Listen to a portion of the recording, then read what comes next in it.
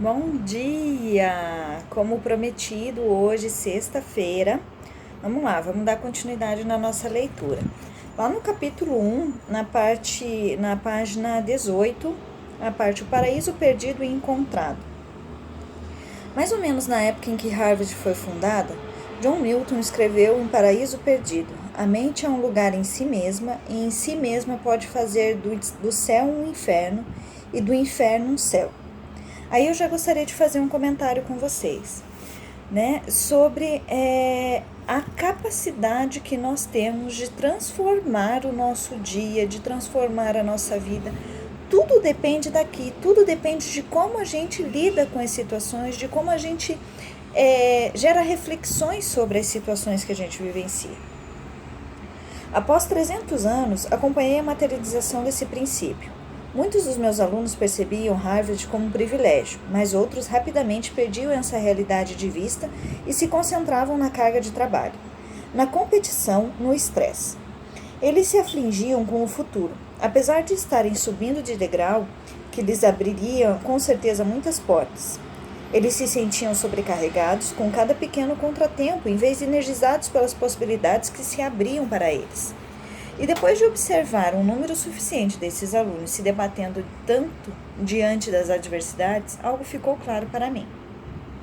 Esses alunos não eram apenas os que pareciam mais suscetíveis ao estresse e à depressão, como também suas notas e desempenho acadêmico eram mais prejudicados.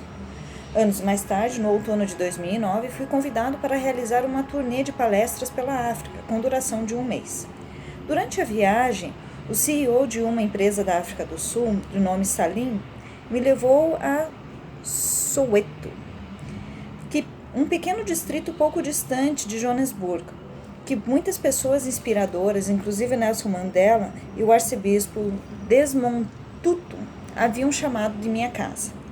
Visitamos uma escola ao lado de uma favela que não tinha eletricidade e a água encanada era precária. Foi só quando me vi diante das crianças daquela escola que percebi que nenhuma das histórias que normalmente apresento nas minhas palestras seria eficaz.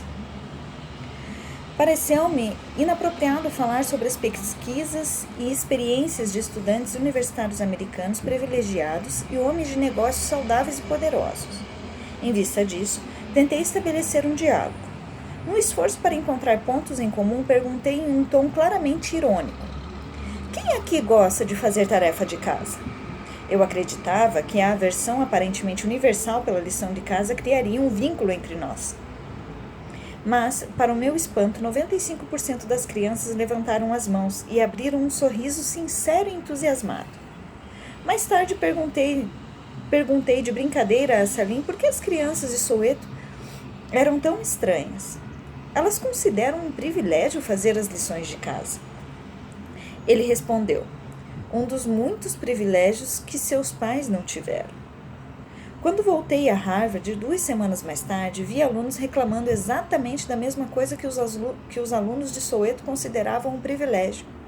Comecei a perceber o quanto nossa interpretação da realidade altera a nossa experiência dessa realidade. Aqui eu gostaria de fazer um comentário com vocês novamente. Comecei a perceber o quanto a nossa interpretação da realidade altera nossa experiência dessa realidade. Então, assim, percebam o quanto nós interpretamos aquilo de acordo com as nossas vivências, com as nossas crenças. Nós precisamos cuidar muito disso, porque nós enxergamos as pessoas de acordo com aquilo que a gente acredita, e muitas vezes isso não faz sentido para o outro. Tá? Então a gente julga as pessoas, né, de acordo com aquilo que a gente acha certo ou errado, de acordo com as nossas vivências, com a nossa interpretação da realidade, né, com as nossas experiências. Tá? Os alunos que estavam tão focados no estresse e na pressão, aqueles que viam o aprendizado como um fardo, estavam deixando passar as oportunidades que se apresentavam debaixo do nariz deles. Mas aqueles que consideravam um privilégio chegar a Harvard pareciam brilhar ainda mais. No início, quase inconscientemente, e depois com um interesse cada vez maior. Senti-me fascinada em relação ao que levava essas pessoas com grande potencial a desenvolverem uma atitude mental positiva para se distinguir, especialmente em um ambiente tão competitivo. E da mesma forma, pelo que levava ao fracasso aqueles que sucumbiam à pressão de falhar ou se mantinham vinculados a uma posição negativa ou neutra.